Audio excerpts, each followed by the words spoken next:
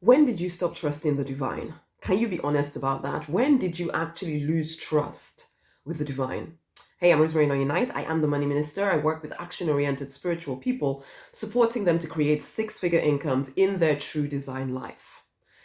This is one big area for a lot of spiritual people because the thing is, you identify as spiritual or maybe even religious. Maybe you turn up at your church every single week and you've been there for years now, and from all appearances, you trust the divine, you have faith, you're one of those shouting the affirmations and everything, or maybe you've gone past that now to the place where actually you don't show up that much anymore because you've done everything.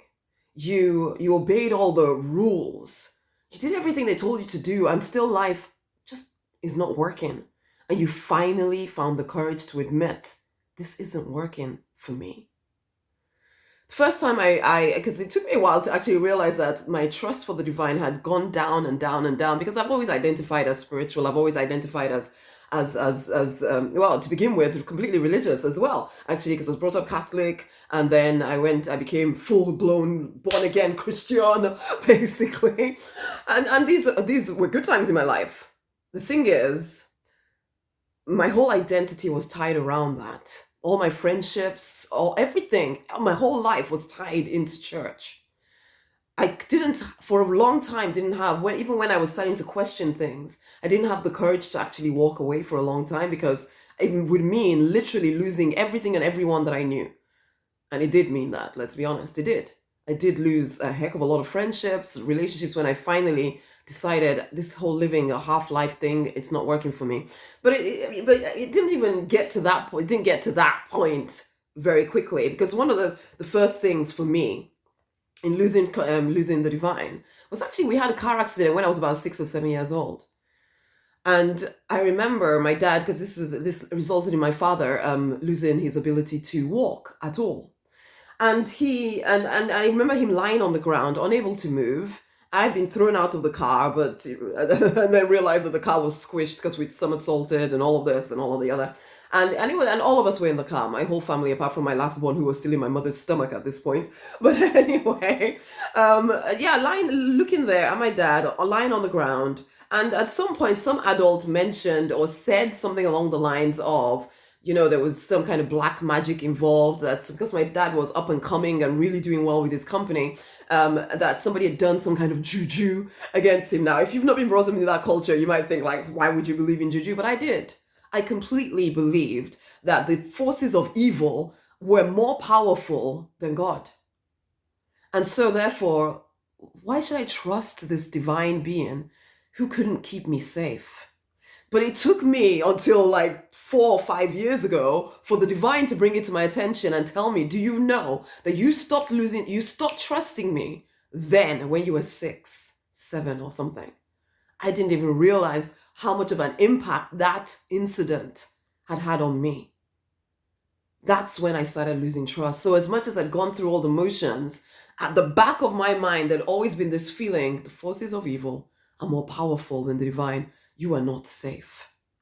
And let's not then add on all the stuff that happens at church, or if you've been in any kind of religious organization or any kind of community organization, wherever people are gathered, whether they call whatever, no matter how spiritual they may tell you that they are, hurts happen. Because these are hurting people who go on to hurt other people, but then they cloak it in the name of God or in the name of whatever. And so, if anything, if you've been spiritual, religious for any length of time, it's even more hurtful within these organizations because you expect better and you get the same. The same as you would get at work or whatever, but it hurts more because these are people who claim to love you, and they do. So I'm not even putting them down, because ultimately these are just human beings doing the best that they can. But it has left you with this feeling or this distance between you and the divine, even if you don't admit to it. Do you see? And the problem for you there is this: you exist to be in communion, in relationship with this something greater. Whatever name you call it, divine, God, divine intelligence, higher self, universe, I don't care what you call it. If there's a sense that you cannot trust this thing bigger than you, you're doomed. you're doomed to a mediocre life, because then you're dependent only on your experience, on your strength. You don't have that much. You have some, I'm not saying, because of course you're a very capable person, but you don't have everything you need in order to create the six-figure spiritual business, or else you already would have. You don't have enough to live the free, fulfilled, financially abundant, love-drenched life, or else you'd already be living it. And so you need access to that wisdom. You need access to that intuition. But if there's a lack of trust because you feel betrayed, because you feel hurt, because you have decided that these people treated you this way, that must mean that it's the way that the divine is. If you've forgotten that the divine is actually just love, unconditional love, because you've had all these experiences that have made you feel like, if that is what the divine is like, I want nothing to do with it. And then you might even be in the stupid position, the stupid position of not even wanting to fully own the fact that you don't trust at all. So you're still saying the words and pretending to be fine when you're not. It's time to wake up, my love. If you want the big, expansive life, the divine never abandoned you. The divine never abandoned you. You just believed a lie about who the divine was because of things that happened, what people said. It's time to come home to yourself. You are literally one with the divine. By putting this distance between you and the divine, you're even putting a distance with yourself. And I know some of this stuff may sound, anyway, I don't think it sounds crazy if you're spiritual. There's a part of you that actually resonates with what I'm saying to you here, because you know you need the divine.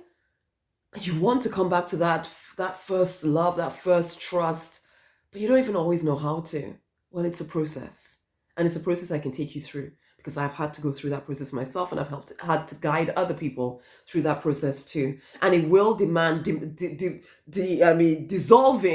ditching some of the crazy ideas you have about what the divine is, or religious dogma stuff that is just killing you.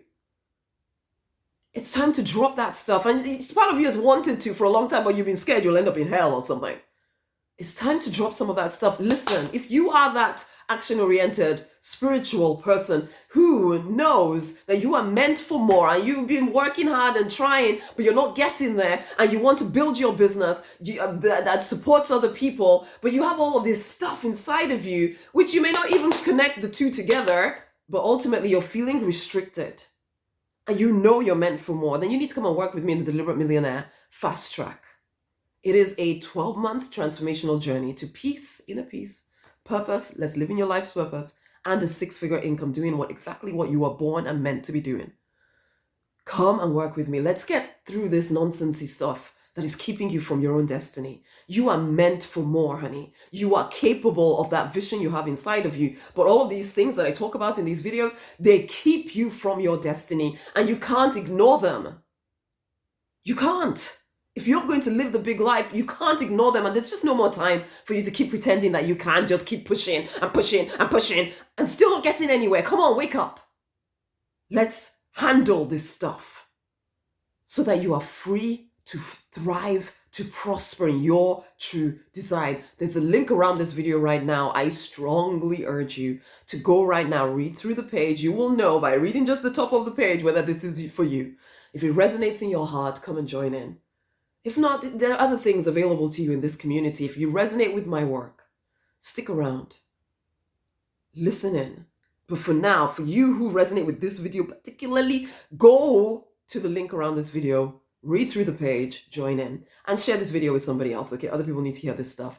Okay, I need to finish. I keep meaning to do 5 minutes, and then somehow I'm still here 9 minutes later. So let's finish this here. The divine is unconditional love and is available.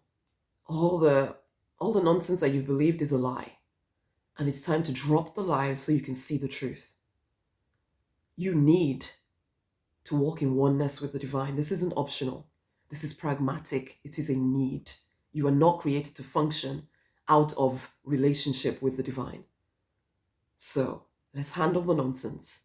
Let's get you making the money you want to make, making the difference you want to make on this planet as well.